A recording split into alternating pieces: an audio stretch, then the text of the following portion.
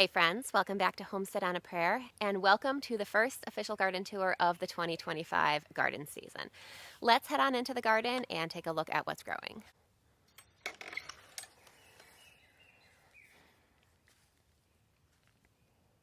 So as you can see behind me here, there is a lot of the garden that is not planted yet. It is, it's mid-May, so I did want to go ahead and do a garden tour today. And, that way I can kind of show you the before and after. Part of me was hoping to get a little more of this planted before we did the tour, but I'll try to do another tour of the garden really soon. And then you can see, it'll be like a little bit of a before and after. That being said, there is a lot that is planted and growing, so let's take a look at that. So over here, I've got my broccoli growing in here. Let's open this up and take a look.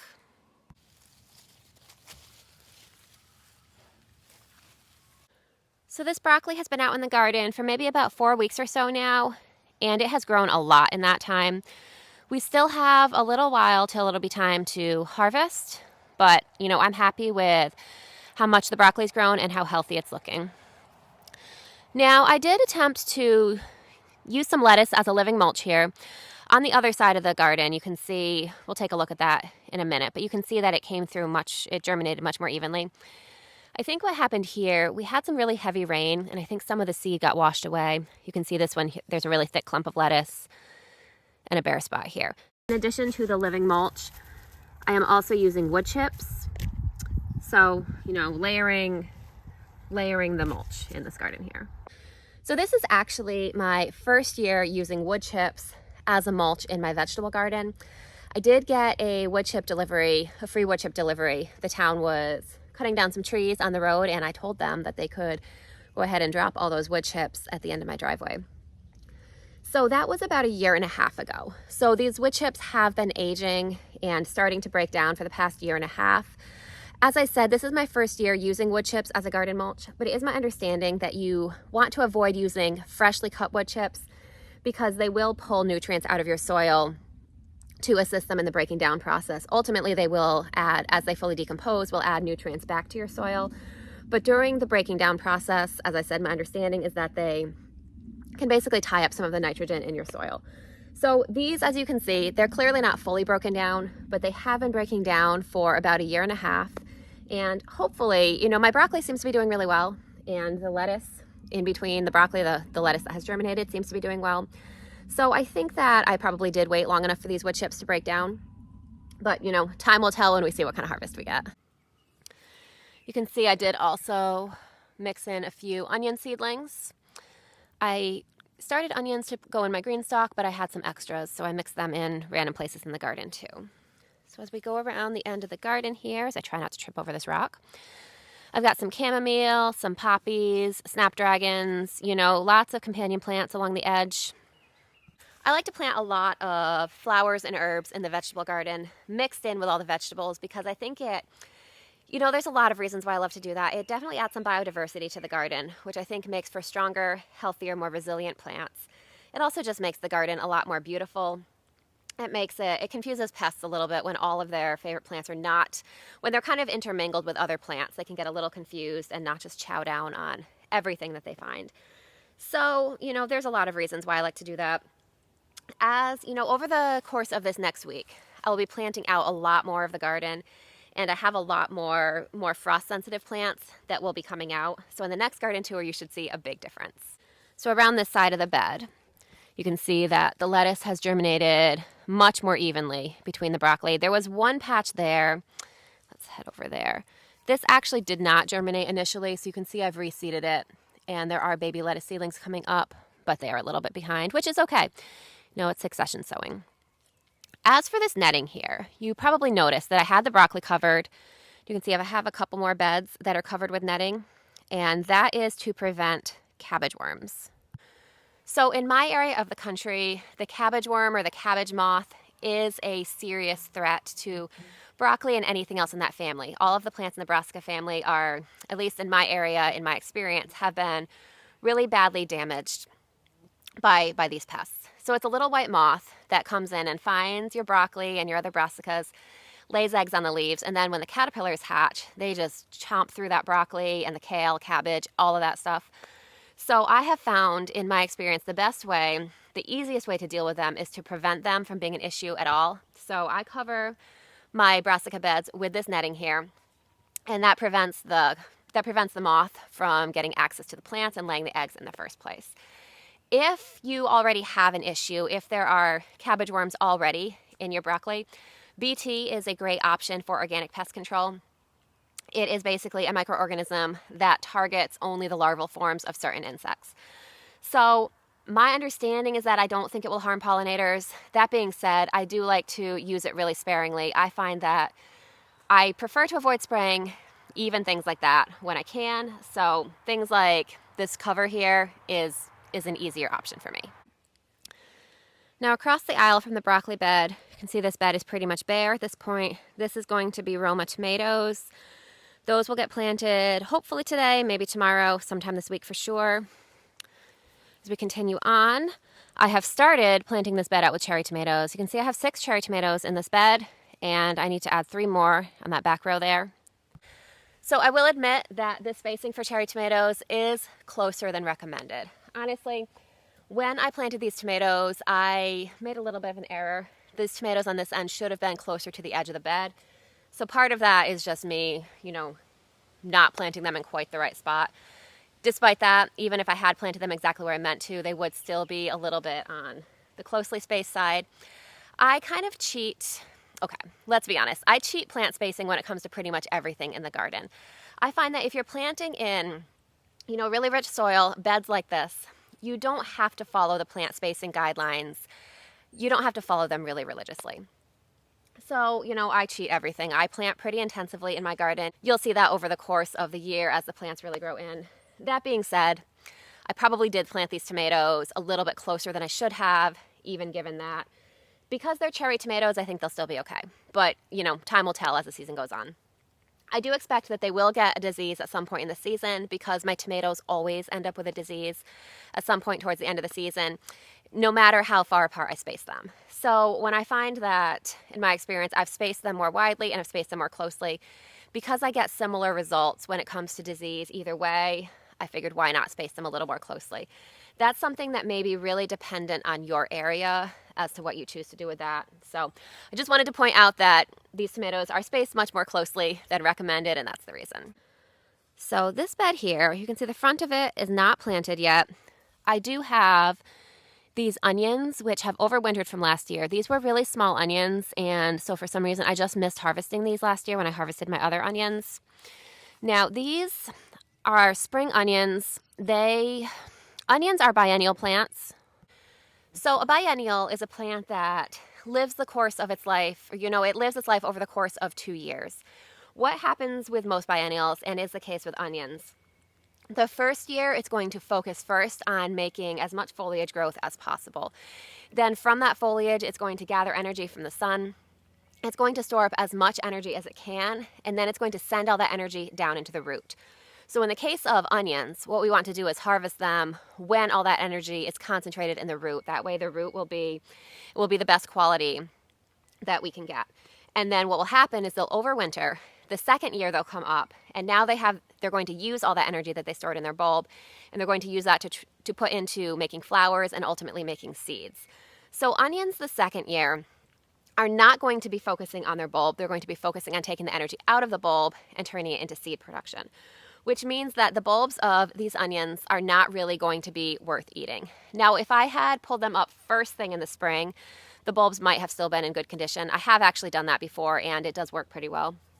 At this point, the bulb is going to be pretty squishy and soft and not really quality. So I have a couple options with these onions here.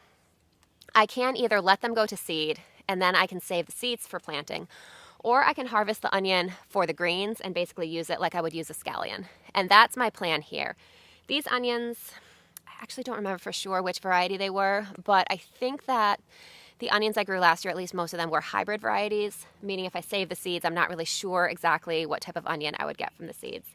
So my plan from these is to just harvest them for scallions as I need them. So I'm just going to let them keep growing in the garden until I end up needing them, or until they end up going to flower or seed. And incidentally, if you do let the onions flower, the flowers are edible and really delicious as well. So this bed here, you can see that I have a fencing wall here.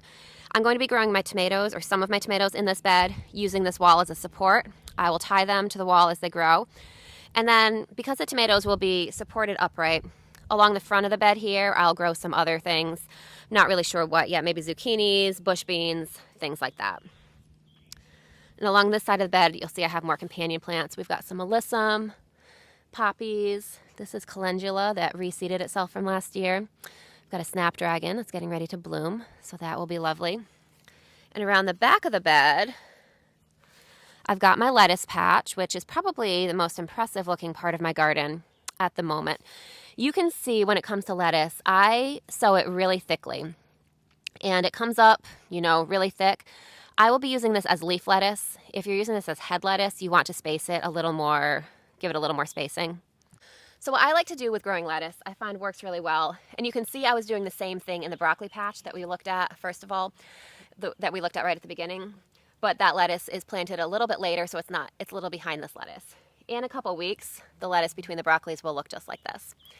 So what I like to do with this lettuce here, I come out with my scissors and I just cut along the row. I'll cut, maybe this section here, and I leave a couple inches of lettuce behind, maybe an inch or two of lettuce, and that it keeps the root system intact, and it gives the lettuce enough leaves that it can regrow leaves and produce a second harvest for me.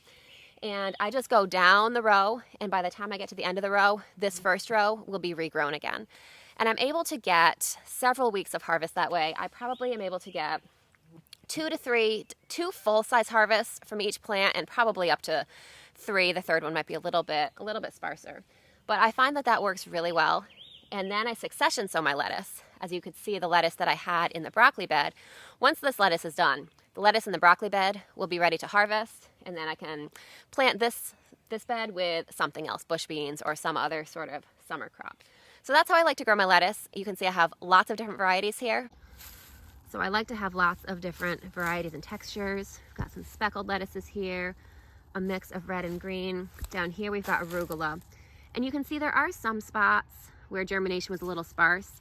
I'm just going to come and fill in these parts with zinnias or some other type of flower that will, as these are done, will get larger and fill in and be beautiful. You can see something has been munching on these Asian greens that I have here. So hopefully these get big enough to get a harvest before they really get eaten. Some of the greens that you can see are being nibbled on are actually brassicas. They're actually in the same family as the broccoli and cabbage that I showed you I was growing under the netting. So they are susceptible to the same pests as well. In this case, I have not seen any cabbage moths yet. I don't think that's what it is. It's probably just some little insect coming out and taking a quick bite. Now here we have a second brassica bed. So I will uncover this and we can take a look at what's growing in this bed.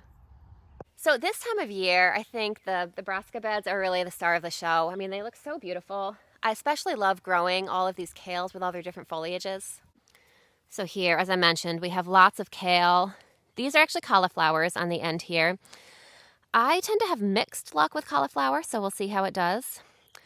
This is a blue-curled Scotch kale. I've got some red acre cabbage here. This kale, this particular plant, actually overwintered. And I expect that this is probably going to go to seed pretty soon, and I'll be harvesting some seeds from those. Most of these other kales in the middle here are newly planted this year. So we've got some dazzling blue kale. In the back, I've got some cabbage, more dazzling blue kale. That's some chickweed that just planted itself. So the chickweed is wild. Most people would consider it a weed. I like to munch on it, and so do my chickens. So I just kind of let it go. I figure it's creating a living mulch. When it dies down, I'll just leave it there as, an additional mulch for the kale that's growing around it. In the meantime, I can munch on it, grab a handful and throw it to my chickens. So honestly, it is a weed, but it doesn't really bother me. So we've got some red Russian kale here, more blue-curled Scotch. Here we've got some cabbage. There's a little thread from my net that has come loose, so we'll have to dispose of that. More cabbage here, and then I've got a couple more cauliflowers down this end. On the end of the bed, I've got some parsley. So this really large parsley plant actually overwintered from last year. These smaller ones were freshly planted this spring. So parsley, similar to onions, is actually biennial. This will go to seed fairly soon, But when it shows signs of going to seed, I will harvest the entire plant and probably freeze it to use over the winter. And then I'll get my fresh parsley from these new plants that I've grown. And I've got a couple more parsleys here, snapdragon, some tiny feverfew. This is actually feverfew that we winter sowed together. And across the aisle, I've got a little more. We'll talk about that in a minute. And then in here, we've got some poppies, some calendula. So this should be really beautiful over the next few weeks. And then across the aisle here, I've got this small bed here. I mentioned the feverfew, more parsley. And you'll see the same thing here. These really large parsley plants were actually overwintered from last year. And I've got a couple little smaller ones that I just planted this year. Poppies, calendula. I've got some dill here, some chamomile. Then over on the end, you'll see I've got all these leeks. I started these seeds, months ago inside my house. My goal with these leeks here is to make sort of a perennial leek patch. I don't know if that's going to work, but I figured we would give it a try and see. So I have all these leeks here. I may harvest some of them at the end of the year. It'll probably partly depend on how big they get, on how well they're doing. And I'm going to leave at least some of them in the ground over the winter to see if they survive the winter. And, it's kind of an experiment, but I would love to have a perennial patch of leeks that I could reliably harvest from every year. So if any of you have any experience perennializing leeks, I am in zone 6. I'm in Connecticut, zone 6. My last frost day is, mid-May. So I would love to hear if any of you, especially those of you in similar growing conditions, have any experience with something like that. Now, along the end of the beds here, I'm sure you've noticed, I have these cattle panel arches. So throughout the garden, I have 3 sets of these arches. And at the end of each arch, I like to plant climbing plants with, a little bit of, so these are all violets that have grown wild. I never rip up the violets unless they're actually in my garden interfering with my plants because I think they're so pretty. Now, that being said, along the edge of the bed, I like to plant some companion plants. So here I've got some chamomile. This is a weed I have to pull up. Some alyssum, more alyssum and chamomile. And I have nasturtiums planted here as well, which have not come up yet. And then you'll kind of see a theme along the edges of the beds. I've got a lot of alyssum, chamomile, occasionally calendula, and some nasturtium planted as well, which I don't think any of it has sprouted yet. But you can see all along the edges of the beds are similar. Now, this cattle panel trellis here and this one here will both be planted with pole beans, and this one here will be cucumbers. So we did just the other day come out here together and plant a few bean seeds and a few cucumber seeds. A little bit early, took a little bit of a gamble, but I wanted to just get some of those in the ground. And before that, we did also start some seeds for cucumbers and some other things in little pots on my deck. So I'm not sure exactly what's going to happen with these trellises, but somehow they will be covered with beans and cucumbers by summer. So, stay tuned for that. I'll keep you updated on that. This bed, aside from, the little companion plants on the end and cucumbers that have not sprouted yet, this bed is not planted yet. So along this wall will be more tomato plants. And then similarly to the other bed over there that I mentioned, we'll probably have some zucchinis, flowers, bush beans, various other plants along the end of the bed here.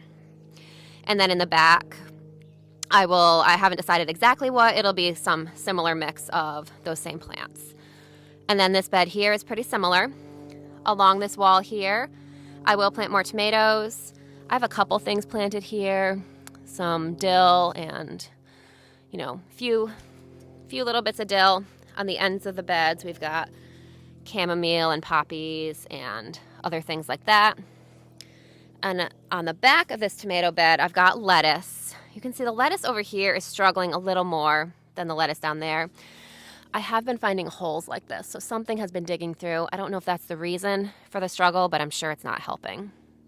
So the idea with planting this back of the bed and the back of the other bed with lettuces and other greens is that the tomatoes are going to grow up this trellis wall here, and by the time the summer sun is really hot, by the time the temperatures are hot, they are actually going to provide some shade for this lettuce.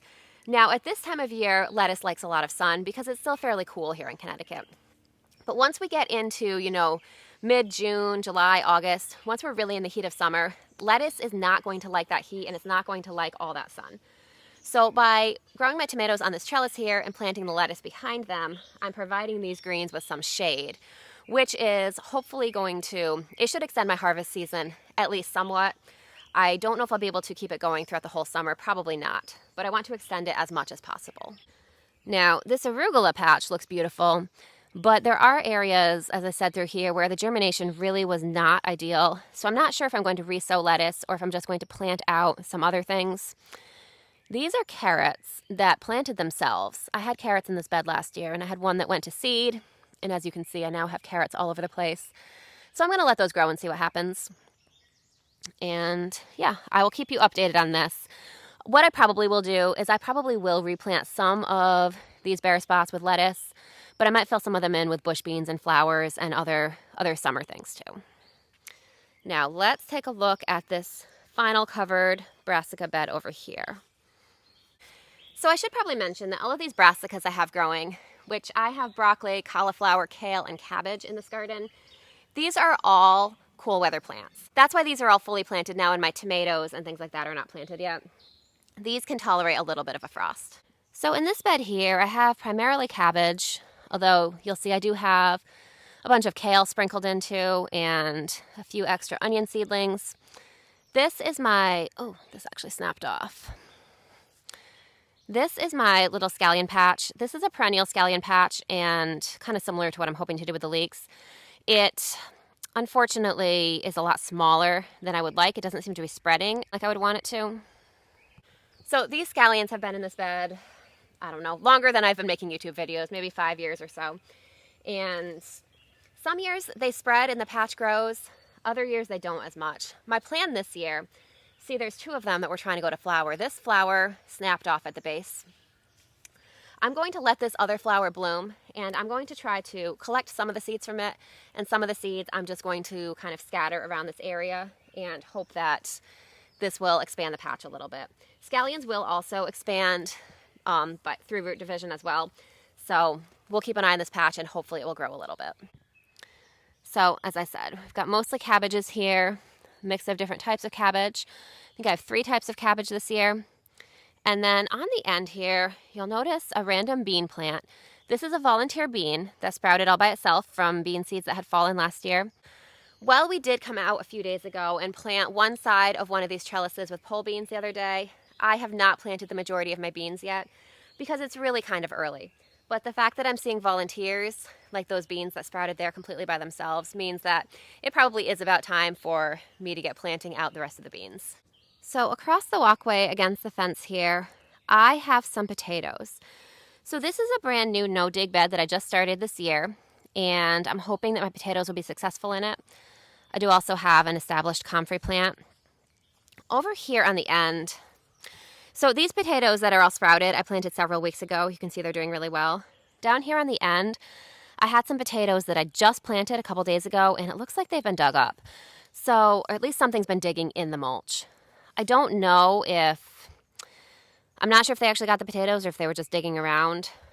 I'm not sure why they would target those potatoes and leave all these alone. These are obviously growing really, really well. They look really healthy. So to make this no-dig garden patch here, I basically just laid out some cardboard. I just covered the area thoroughly with cardboard. Then I covered it with a really thick layer of compost. And then I covered that compost with a really thick layer of this wood chip mulch. And I'm not really sure exactly how well it's going to do this season, but I figured it's worth a try. We'll see what happens. I had all these extra potatoes. These were actually potatoes that I had purchased. I'd purchased a bulk 50-pound box of potatoes for eating, and some of them were starting to sprout. So I decided to just throw some of them in the ground, and we'll see what happens. I did leave some space between, so I planted, say, 9 potato plants here, 12 here, left some space between them, because I thought it would be really pretty to plant some flowers and other things like that in between. You can see on the end here, we've got some poppies and snapdragons. I'll be putting in some zinnias and cosmos and other plants just along this bed mixed in with the potatoes as well. So that's basically everything that's going on in the main garden right now. We're going to walk over to the side yard garden and take a look because there's lots of good stuff going on over there too. So here at a glance, this is the side yard garden. So we'll take a walk up through those steps and take a closer look at everything that's growing here. So along the fence here, you can see that I have this beautiful creeping phlox. I love when this blooms every season. And behind it, I've got some lemon balm growing. So my lemon balm patch, we planted this is probably the 3rd year. And you can see here, the plant I planted here did not make it. So I think I'm going to take a cutting from some of these other plants and try to root a couple of them, and whatever I get to root, I'm going to plant here. And then you can see I've got some more. This plant I just planted last year. That's why it's a little bit smaller than the others. But you can see I really love to have an abundance of lemon balm. So here you can see some of the tomato seedlings that we planted a little bit early, took a little bit of a risk. I think that it's paid off because I think last night was our first really cold night. It got down to, I think 42 was the forecasted low last night, 42 Fahrenheit. And I don't think we're going to have anything that low again. Today is May 12th that I'm filming this, and while our estimated last frost date in my area, it changes every year. It's roughly May 15th, but we don't have anything forecasted below, I think it's the upper 40s is our lowest low in the 10-day forecast.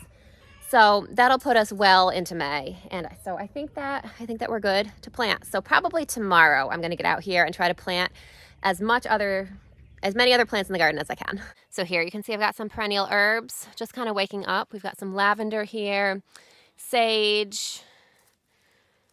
Down here is another lavender, which actually, yeah, there is a little bit of life on that. We'll keep an eye on that. We'll just keep an eye on it, see how it does. This is my skullcap just coming up, feverfew that I just planted.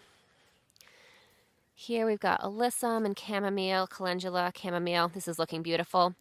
So I've got 5 tomato plants in this bed here, and I need to come out and plant in some of these spaces with companion plants. I've got lots of marigolds and basil, maybe some cosmos, other plants that will go in here, and it should be really beautiful. This trellis here on the end, I'm planning to plant with beans, at least on one side. I think the side by the asparagus I'm going to plant with beans. This side I'm not 100% sure yet. So you'll notice that the tomato plants in this bed I'm supporting with tomato cages, while the tomatoes in my main garden, they're not out there yet. But I showed you the trellis walls that I'm planning to grow the tomatoes on. Between the two methods, definitely recommend the trellis walls. It's much better support for the tomatoes. The reason I have tomato cages on these is because when I originally started this bed, it was not supposed to be a tomato bed long term, so I didn't put any kind of support in it. I'm going to have to think about if this is going to stay a tomato bed long term. Tomato cages, I find, they're definitely better than nothing, and they'll work in a pinch. It's a really cheap and easy way to support tomatoes. I do find that the tomatoes are better supported and have more control over how they grow when I grow them on the trellis walls, like in the main garden. So we'll see. If this becomes a tomato bed long term, I may end up adding some sort of permanent support. But I think this is the 3rd year I've grown tomatoes in this bed. And I've been using the cages, and they do fine. So across the walk here, this is my asparagus patch. And you can see we've got asparagus coming up. Technically, this is the 3rd year for the asparagus, so I technically should have been able to harvest it this year. And we did harvest a couple spears, but I didn't want to harvest too much. It kind of seems like while the asparagus is growing up, the individual spears that are growing up look healthy. It didn't really seem to be fully thriving to me. So I want to give it a little more time to establish itself before doing a heavy harvest. We harvested a couple spears and just munched on them raw, and they were delicious. But, I think part of the issue was, if you were with me last year, you saw that my raspberries, crawled under the ground several feet, and they crawled up underneath a stone wall, but up several feet of ground and came up in my asparagus patch. So I've been trying to remove the raspberries as best I can without damaging the asparagus, but I think that just the competition for nutrients is probably slowing the asparagus down a little bit. So here you can see it's an example of raspberries invading the asparagus bed. So I need to go ahead and pull all of these out that I find. I have been pulling them out, but I am not keeping up with them as fully as I should be. So I think another issue with my asparagus is that last year we had asparagus beetles. I'm not really sure how to handle asparagus beetles in the garden. I definitely want to stick to organic methods. If you have a recommendation that's worked really well, let me know, because, you know, even right now as I'm looking at it closely, there's one of those beetles here. I know my camera doesn't really want to focus on it, but I'm going to have to come up with some way to handle that so that this asparagus is able to grow and thrive. So here you can see I have cattle panel trellises in this part of the garden as well. So we looked at the one between the tomatoes and the asparagus. I have this one that I'm standing under, and you can see behind me there's a third one. I haven't figured out exactly what I'm putting where yet. I know I do have some seeds for Vortex green beans. I find that that variety of beans in particular is my favorite variety of green pole beans, but they're very expensive seeds and sometimes they're hard to find. Not a whole lot of companies carry them. So I want to have my own reliable source of seeds. So I have been saving seeds from them over the years that I've grown them, but they have gotten cross-pollinated along with my rattlesnake beans. You know, the beans that the cross-pollinated seeds produce are still delicious, but I want to make sure that I have a reliable source of pure Vortex beans. So on one side of the trellis, I think on the asparagus side, I still have some purchased Vortex beans that should be completely pure. I'll be planting those over here, and I will not be planting any other pole beans in this area or any other beans in this area, at least while those are flowering. And then I'll save seeds from those, and those will be completely pure. Now, when it comes to these other trellises here, I'm thinking of growing winter luxury pie pumpkins on one of them. Right now, you can see that I have snap peas growing on this trellis here. These will not last all season, so I'm not sure exactly. I kind of planted these here on a whim because I actually realized I forgot to show you the peas in my main garden. We'll take a look at those in the next garden tour. I was having some spotty germination, so I planted more over here to make sure that I get enough. But these, as I said, are not going to go all season. So I will probably plant something else there with these so that when I pull these out, that can kind of take over behind it. I think pumpkins might be a good option for that because pumpkins, as a squash, are a heat-loving crop. They don't want to deal with any kind of cold. Peas are the opposite. They like cold weather and they don't want to deal with the heat. So when the peas are done, probably before the peas are done, I'll plant the pumpkin seedlings, which will be really small at that point. By the time the pumpkin seedlings are climbing up the trellis and really need the space, it should be about time for the peas to be done. So I'm not sure if that's going to work or not, but that's my plan, at least at the moment. So over here, you can see the strawberry patch.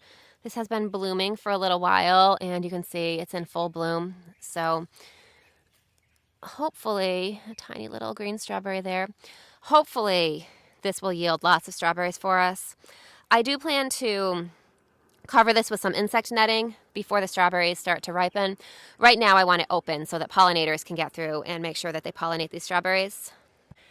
Last season I did have something, I think probably chipmunks or something like that, come in and steal some of these strawberries. I kept finding remnants of strawberries in other parts of the garden, so I know something was coming in here, eating them, and dropping strawberries, other places. So these, as I said, once they're done flowering and done being pollinated, I'm going to go ahead and cover them, and hopefully that will allow us to harvest our strawberries. So next to the strawberries, I've got some pots here. This large one will be a tomato. These will be peppers. I did attempt to overwinter a pepper plant here. I don't know. So it looks like there is some green on it, but I haven't seen any signs of growth. So I'm going to give this a little bit of time, but I'm kind of thinking this pepper didn't make it. So these will be replaced with other peppers, and then I've got a tomato here. This is my blackberry patch, which you can see. I need to do something to support these. Just haven't gotten to it yet. Spring is a very busy time for a gardener, so haven't gotten to that yet, but we will. And back here is my garlic patch. You can see I already showed you the snap peas growing on the end. This is German white or German extra hardy garlic for the most part. On the end here, these leaves that look a little different are actually elephant garlic. So elephant garlic is not known for growing really well in the north where I live. I decided to give it a try. So last year I grew elephant garlic and I harvested it, and I was not really all that impressed with the yield that I got. But I decided to give it another try, grow it in my garden again. And I saved some of the cloves that we harvested last year and planted them in the garden. It doesn't seem to, compared to my other garlic, doesn't seem to be doing all that impressively again this year. So I'm going to reserve judgment until I actually harvest and see what I get from harvesting. But if it doesn't really do well, I think that I might have a better use of space just expanding the amount of the German white hardneck garlic that I grow instead. So as I said, this is hardneck garlic, and what that means is that probably next month we'll be getting some garlic scapes to harvest, which should be really delicious. And then sometime late June, early July, probably sometime in July, this garlic will be ready to harvest. So we will harvest that. Now you can see in the back of the garlic patch, I purposely left a strip bare because I knew I was going to want to plant something here. And I think what I'm going to plant back here is cantaloupes. I'm planning to plant them and then encourage them to sprawl out this way over the walkway. And if they want to sprawl a little bit among the garlic too, that's fine. So I'm not sure if that's a good idea, but I was thinking of planting a handful of cantaloupe plants here, and we'll see how they do. So melons are another one of those plants that I have tried to grow repeatedly without any real significant success. So I'm going to give it a try again this year. I'll try growing them a little differently than I have in the past, and we'll see how they do. So I know they do prefer warmer temperatures. We don't have a very long growing season here in Connecticut, but our summer is pretty warm. So I'm not sure. If you've successfully grown cantaloupe, especially in Connecticut or the New England area, I'd love to hear your tips for that. I'm honestly, personally, not a huge cantaloupe fan, but my son loves it and my husband really likes it too, so I grow it for them. We're going to head back over here. You can see this part of the bed is mostly bare right now. Got a couple chamomile, calendula, plants like that. This is going to have additional tomatoes in it. Never enough space for tomatoes. And then over here under this netting, I have some sprouting broccoli. Last year was the first time that I tried growing sprouting broccoli, and we really enjoyed it. I did find that we didn't have as much yield as I would like, so I've planted more plants this year. You can see I have this little bed here, which I've planted with lettuce kind of in between it, similarly to how I planted my heading broccoli. So I've got 3 rows of sprouting broccoli here. Each one is a different variety. We've got lettuce, and then I've also got some rows of onion seedlings in between. You can see I planted this much more closely than I plant my heading broccoli. Sprouting broccoli, from what I have read, doesn't require as much space as regular heading broccoli does. That being said, these plants are getting pretty large, so I may have crowded them a little bit, but we will see as the season goes on. We'll see how they do. Now, this middle row of sprouting broccoli that I have here is purple sprouting broccoli. When I was looking at how to grow that, I definitely found some conflicting information.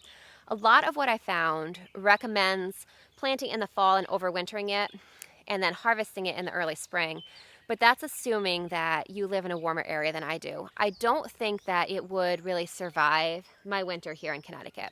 So as I said, I'm in zone 6. I think it's zone 7, so I'm pretty close. But I think zone 7 and warmer are the zones that are supposed to be able to grow the purple sprouting broccoli like that. So I figured I would give it a try, just growing it in the spring, similarly to how I grow my traditional broccoli. We'll just see if it works. So again, if you have experience with that, let me know. So this bed here, you can see, is pretty much empty.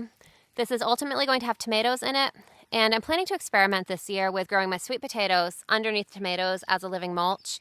So I'm not sure if that's a good idea or not, but we will see what happens. So thank you so much for hanging out with me this morning and taking a walk through this May garden. I'm really excited to share updates with you as the garden grows and the season goes on. As I said, I'm going to be doing a lot of planting over the next few days, so the next garden tour should hopefully show a lot of change between the new plants that will be in, plus the plants that I've shown you today, hopefully having grown quite a bit. So I definitely hope you will join me again and hang out with me throughout this gardening season. I hope you're having a great day, and I can't wait to see you soon. I'll see you next time.